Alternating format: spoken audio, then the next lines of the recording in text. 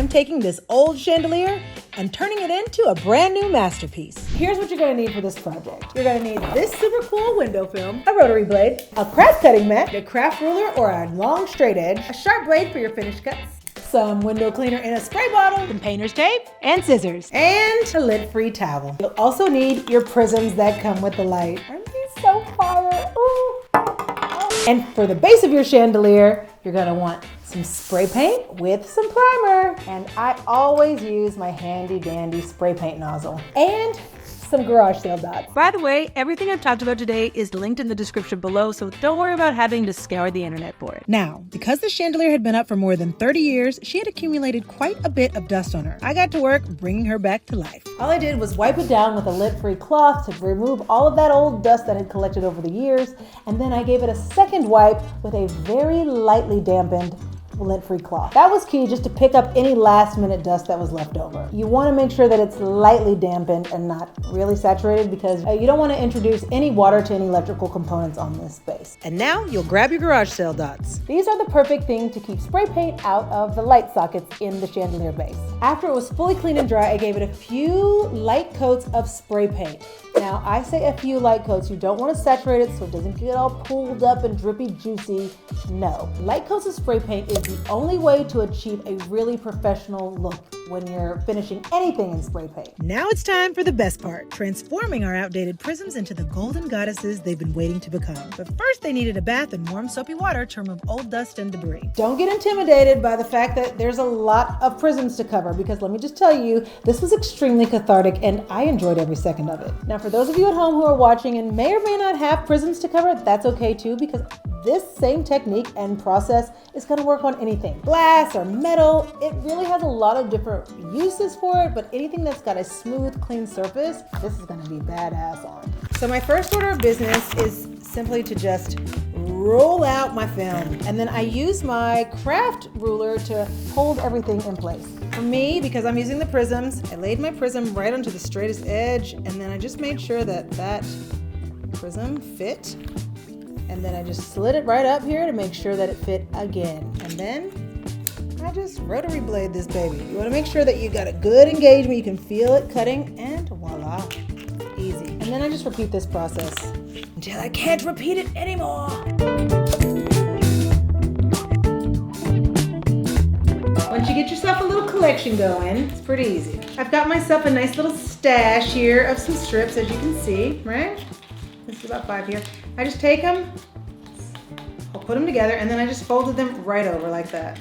Easy, right? And I'm just gonna cut this right in the middle. Don't worry if it's exactly even. At least for me and my prisms, I had lots of excess to cut around, so I had some room to play with if it wasn't perfectly even. But because I am your DIY expert, it's pretty perfect. I only did this about 1,000 times though. So now that we've got our individual pieces, they are the perfect size for our prisms, as you can see. Now all I gotta do is just stick them right onto the prism. So I'm gonna grab some painter's tape. I love painter's tape because it has a really unique chemistry that allows you to peel and then re-stick it again, which I love. And for a project like this, I just don't want to waste a lot of extra stuff. So I tore them into little bitty strips, and I just put them right onto film like this. And this is where it gets pretty fun. This is easy. Now once you've got a little piece of tape on there, it'll peel off. Once you hit it with a little bit of Windex, I don't know why, but my spray nozzle acting damn fool. When you put the window cleaner, there's a little bit of a soap in it, and it allows you to be able to move the film around so it's not officially stuck until you placed it and like kind of let it sit and dry safely somewhere. So I'm going to add the film to the back of this piece, and you want to rub the bubbles out, okay? And rub the bubbles out again. Then you get your lint-free cloth, and I just like wipe any excess moisture or air pockets I can out of that piece. See that? Oh my God, isn't that pretty? Like that.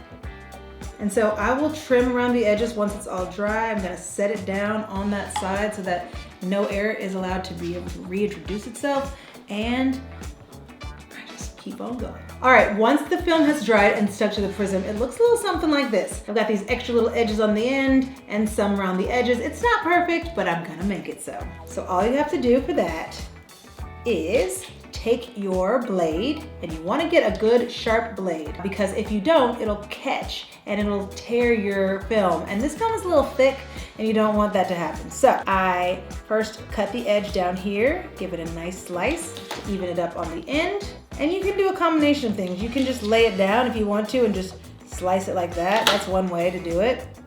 That works really well. I oftentimes found myself just like slicing into it like this and just cleaning up those edges.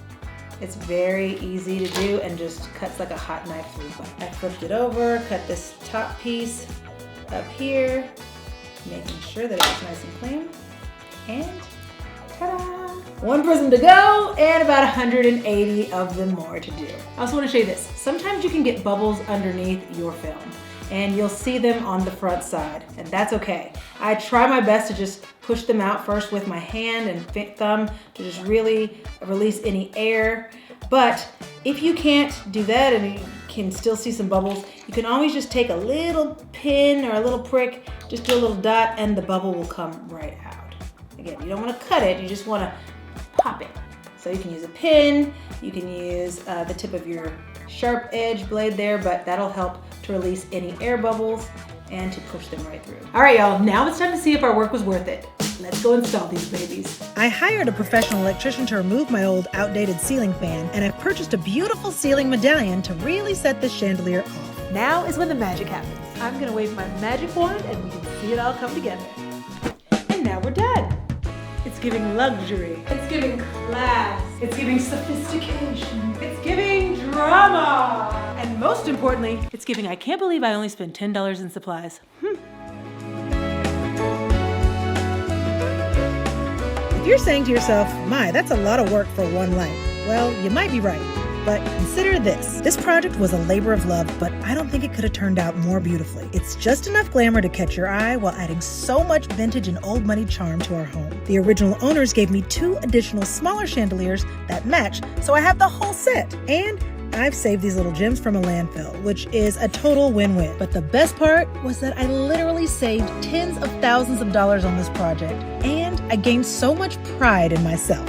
Now, before I show this to my husband, I should let you know that I may have lied to him in order to get this chandelier. Let me explain. I was looking for a chandelier that was opulent, that was sophisticated, that was classy, and that was a little bit over the top. Some of the chandeliers that I was seeing were starting at $10,000, and that was way out of my budget. In a last-ditch attempt to find the perfect chandelier, I went on Facebook Marketplace, and I found one, and it was free! Come on! It was free! I couldn't pass up a deal like that. Hello? The only caveat was that this chandelier was in Arkansas, and I live in Nashville. So I may have lied to my husband about going to visit my mom. So I left my husband with the boys, packed my bags, and headed out west to see my mom for the weekend. I did go visit mom, but on the way back, I found my way in this little sleepy town in Arkansas to pick up my chandelier. Now let's finish prepping for the big reveal. Okay, this room's a little messy and I want to surprise my husband. Let's clean it up a little bit. That was easy. This next part, not so much. I've got to go reveal the room to my husband and see what he thinks. Close your eyes. I'm so excited. After all this time of waiting, I hope it's worth it. To see these pieces come together. I hope it's worth it too. Watch out. Hold on. Where am I going? You go right here. Come. Okay, you ready? 1, 2, 3. Oh, shit. Is this what you've been working on? Yes. For like hours and hours? Yes. Wow. And I didn't tell you this, but this project is a labor of love. Like That's super dope though. You like it, baby? I do. I picked this up on the way back from Oklahoma when I was visiting my mom. And I had a vision for it and I knew it was gonna be beautiful. Wait a minute.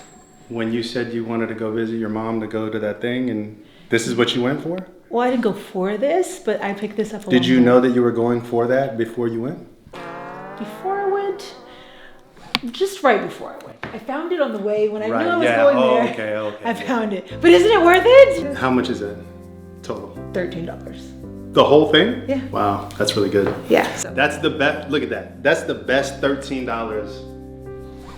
from a ceiling I've ever seen in my entire life. Thank you. Thank you very much. Seriously. All right, you guys, if you like this video and you want some ideas just like this, make sure that you like, subscribe, and share with your friends so that you can be the first to know about the next video I drop. Remember, if you can't find it and you can't afford it, just do it yourself. We'll see you next time.